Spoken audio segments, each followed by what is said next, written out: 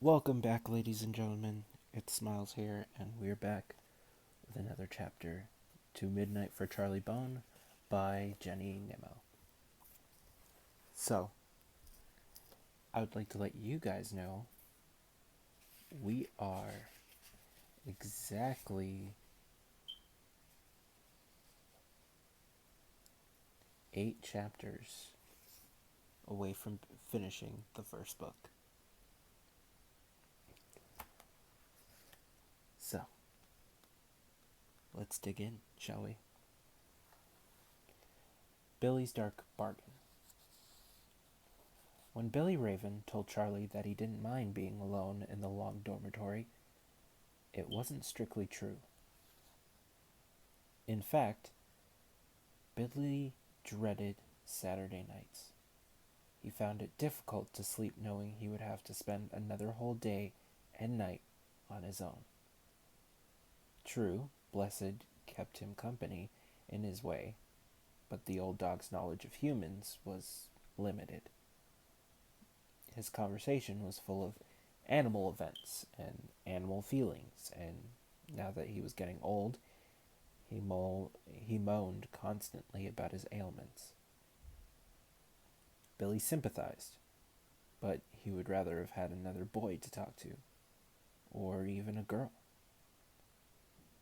There were other orphans at the academy. Billy knew this, but they had all been adopted by nice, friendly families. Billy often wondered why no one had ever wanted to adopt him. He decided it was because he looked so strange. Perhaps people were afraid of his white hair and dark red eyes. Across the courtyard, the candles in Manfred's room shone like eerie little stars. Billy watched them for a while. Then, leaving the curtains open, he climbed over Blessed and got into bed. His head had barely touched the pillow when the old dog gave a snort and sat up. "Billy's wanted," said Blessed. "Who wants me?" asked Billy, slightly alarmed. "Old man. Now, I show. Now. But it's dark. And why does he want me?" "Blessed not know. Come now." Billy put on his slippers, took his torch from a drawer, then, wrapping himself in his dressing gown, followed Blessed out of the dormitory. The battery in Billy's torch had run very low, and he could barely see Blessed's blob of a tail as it swung in front of him. Billy kept meaning to ask one of the other boys to get him a battery, but he wasn't sure who to ask. Next weekend, he would be going home with Charlie. Charlie would get him a new battery, he was sure. Blessed was walking much faster than usual, and Billy had to run a few paces to keep up with the old dog. When Blessed came to a staircase, however, he slowed down. He heaved himself upwards, panting desperately. At the top of the staircase, the air was thick and warm. Now they were entering the Blores family quarters. Billy shuddered to think what would happen if Manfred found him outside his room. "Are you sure this isn't a mistake?" Billy asked the dog. "Do you think you could have got it wrong?" "Blessed never wrong," snorted the dog. "Follow." Billy followed along passages that reeked of candle grease, and then up another staircase into a shadowy realm where flickering gas jets hissed and popped from the wall, and cobwebs hung limply from the dark crumbling ceiling. "Nice smell," Blessed commented. "Nice," said Billy. "It's like bad eggs and dead things." "Nice," said Blessed. He had reached a black door with a huge brass handle. The paint was scarred by a patch of deeply scored lines, and as Blessed lifted a paw and began to scratch at the door, Billy realized what they were. Obviously, the old dog came here often. After 3 scratches, a cracked and haughty voice said, "Enter." Billy turned the handle and went in. He found himself in an extraordinary room. The only light came from a fire that burned in a massive stone fireplace at the end of the room. Beside the fire sat an old man in a wheelchair. Strands of thin white hair hung limply from his red woolen cap, and beneath the cap, the old man's bony face protruded like a skull. The eyes were so deep and dark, the cheeks so hollow, and the lips so thin, they were hardly there. And yet, the dreadful mouth smiled when Billy came in. "Come closer, Billy Raven," the old man beckoned with a long twisted finger. Billy swallowed and approached. The heat in the room was stifling, and Billy couldn't imagine why the old man wore a tartan rug around his shoulders. He took a few paces into the room and stopped. Blessed waddled past him and lay beside the fire, panting. "It's very hot in here, sir," Billy said, gasping for air.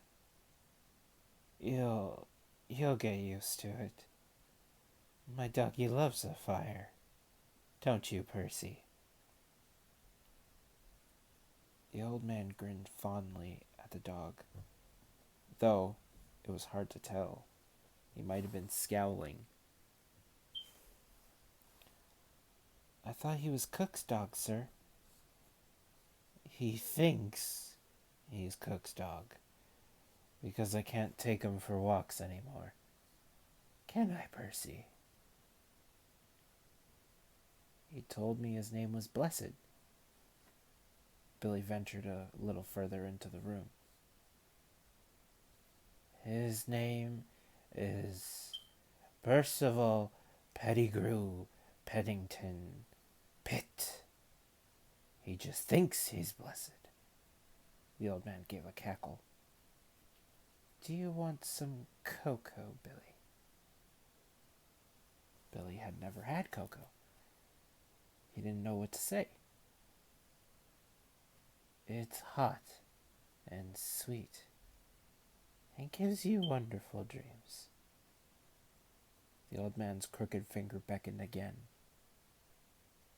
"There's a saucepan of milk warming by the fire. And on my little table there, you'll find 2 blue mugs with cocoa and sugar in them, ready mixed. You just pour that milk into the cups and stir away. And then we can have a nice little chat, can't we, Billy?"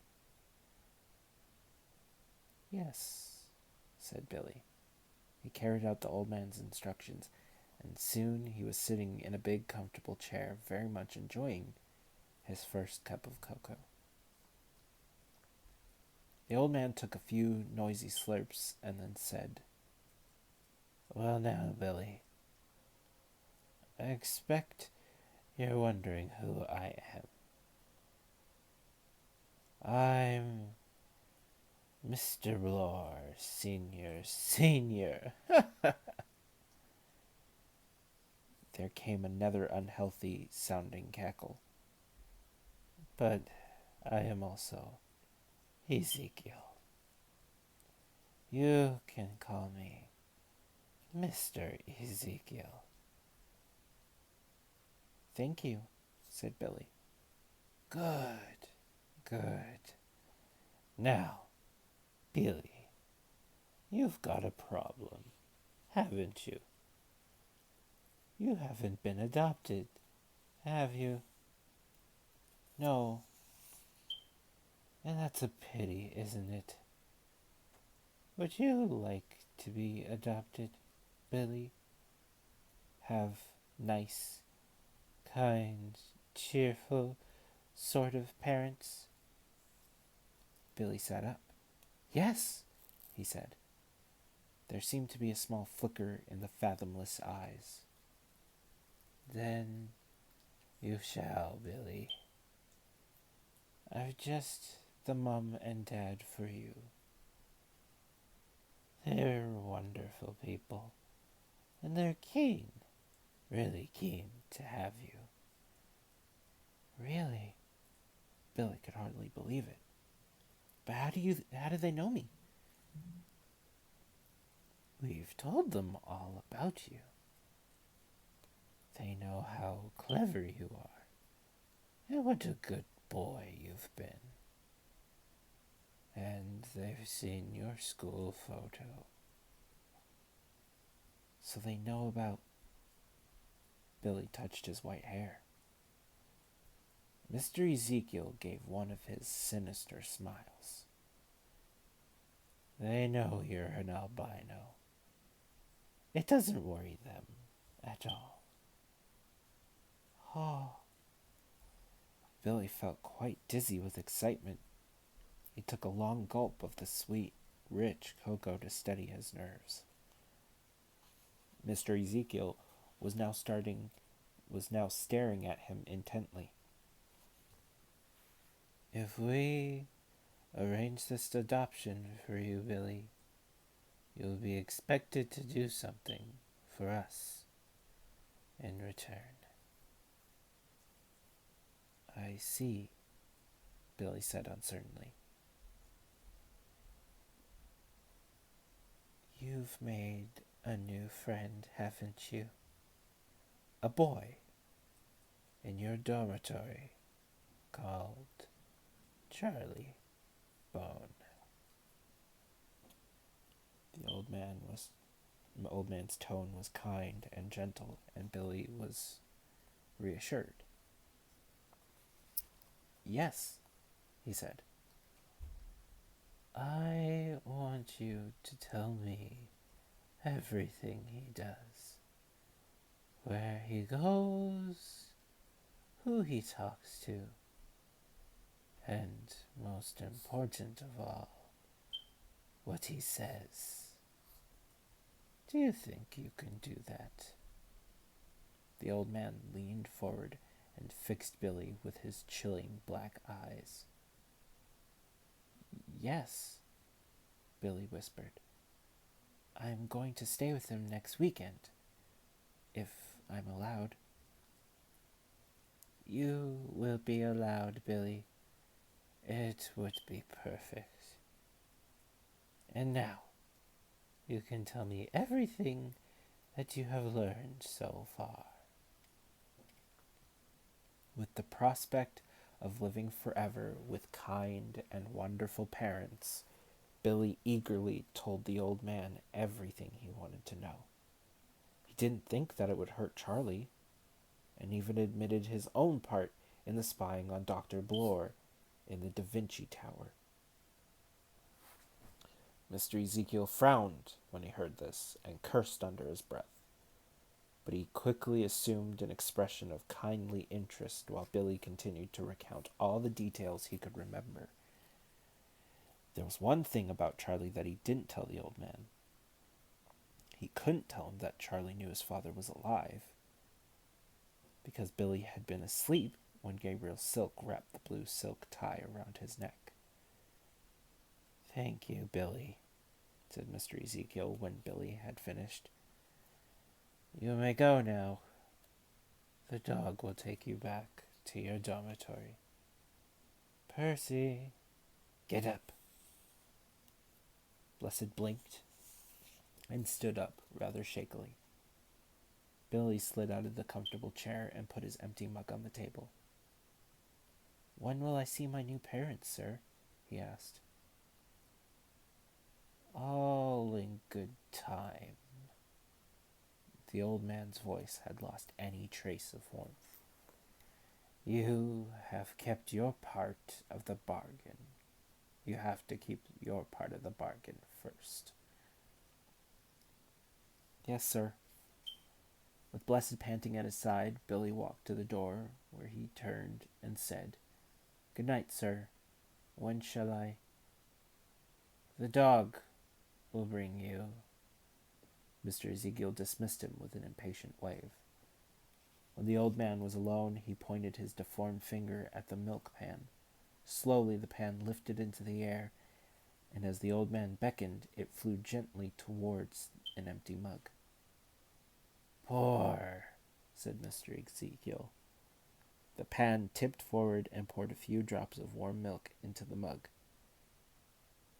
The rest dripped on the old man's tartan shawl.